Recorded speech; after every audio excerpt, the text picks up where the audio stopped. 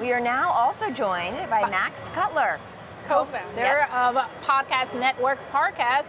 Welcome to the show so much. Thank you for having me. Well, we're very happy to have you here. I will say, since you launched just in June of last year, you have more than 10 million downloads across your 3 programs. Why do you think you guys have been so successful?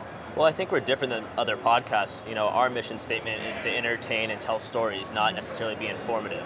Obviously, with that being said, we are very factually accurate, but we put a premium on entertaining and telling us stories. So we have 21 screenwriters, 28 voice actors that really bring our stories to life.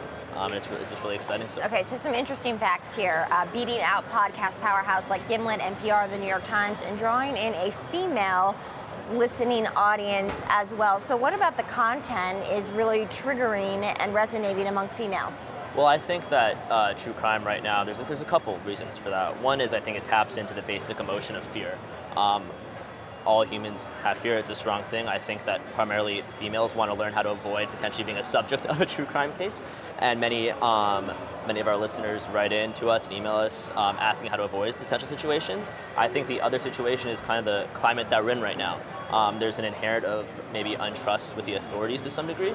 And if you look at Making a Murderer, Serial, where people that potentially were wrongfully accused of a crime they didn't commit, people are really interested in that. And I think we're tapping into that. At least the podcast world is definitely tapping into that strongly. Right, you say that actually your company is set up like an old-time movie studio. You have your kind of revolving door of actors and screenwriters and people like that, but is that really sustainable kind of going into the future as you come out with more and more content? Yeah, I think it's very sustainable. If we look at the podcast space as a whole right now, we're betting big on scripted content, scripted fiction in particular in the future. You know, the podcast space right now has a lot of mimic type of content out there. There's not really unique content, and we're striving to be different. And the way we're doing that is betting on scripted fiction right now. Why is it the scripted fiction and specifically some of the true crime shows that resonate so well on podcasts? I mean, across different platforms, different companies as well. I mean, that does seem to be the most popular genre for people. Well, I think in the podcast space in particular, it's a very intimate art form. You build a connection with the host in most true crime podcasts. If you think about it, it's really the earbuds and it's your host, and then you begin to trust the host. And if they're giving you information and case evidence, you build a bond with them. And I think in the podcast space, that's why you see the Serials of the world really taking off. Right, according to the Neiman Lab at Harvard University, over the past year, monthly podcast listening has actually grown by 40%. Do you think this is what we're going to see, this type of growth over the next 5 years in the podcast industry? Yes, I'm very bullish on the podcast space. I think that in the next 5 years in particular, we'll be in 100% of cars, and that's huge for us. Because if we look at what's holding back the podcast space right now, it's technology and accessibility. People, if you have it in your cars when you're driving to work, it's right in your dashboard, it's going to be great. Right now, all the podcast directory apps, I think we could do a better job of finding new content, great content. And then the second part is really diversifying the content that's out there right now. And as more great content gets delivered, we're going to see more podcast people stay around, because as you allude to, 40% of Americans have tried podcasts, but only 57 million are actually monthly listeners, which is a huge drop-off. So we need to find the sticky content that people want to stick around with, not just come listen to Serial and then be done. What are the economics of this? Because we've highlighted podcast companies on this before, and broadly speaking, throughout the entire industry, it has been hard for companies to make money off of this. What is your solution and what is your model? Well, we're advertising right now, and our solution, we're starting being very active in branded podcasts. And what we're looking at is, with our scripted series coming out, is finding right brands that either match the series or going to brands, understanding their narrative, their message, and creating a podcast for them. I think that's something a little bit different that's out there right now, and it's starting to catch on.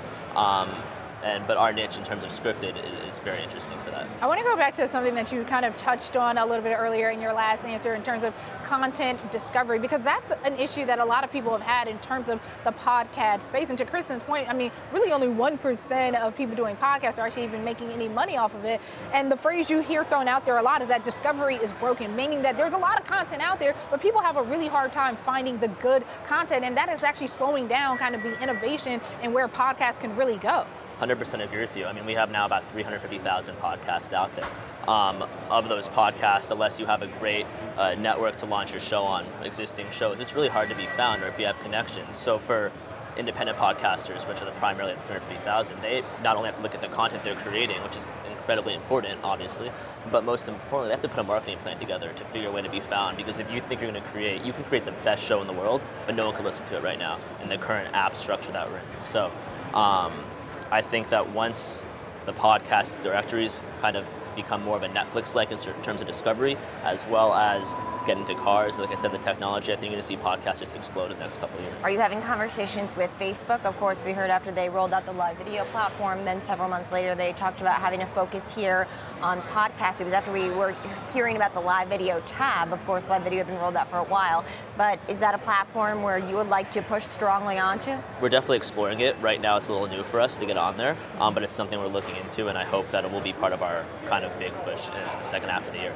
How do you get people, once they're on there, to discover and find new ones? I mean, is there a discoverability feature, essentially? You can search for a podcast, but again, you have to know the name of it, and that's really hard. So unless you're in the top charts, iTunes does a great job of showing the top 200, top 10 by category, or search, or being featured. But it's really hard, and that's what's holding back the podcast space right now, really.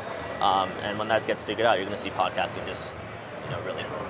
Well, definitely a lot going on in the podcast industry, something that's going to continue to grow definitely in the next 5 years. Thanks so much for joining us, Max Cutler, co-founder of Parcast.